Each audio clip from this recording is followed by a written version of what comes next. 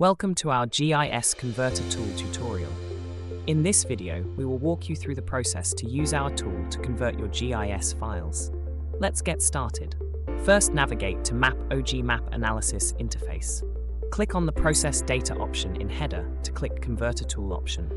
You can see Converter Tool has successfully opened in right side of the screen. Here, user can drag or drop the data or browse it. Here, I am clicking the Browse option and selecting the GeoJSON data. Then click on Upload button. After a few moments of uploading, choose the output file format from drop-down like CSV.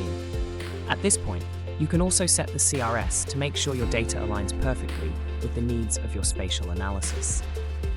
Lastly, click on Convert File option. Here you can see your GeoJSON file has converted to CSV successfully.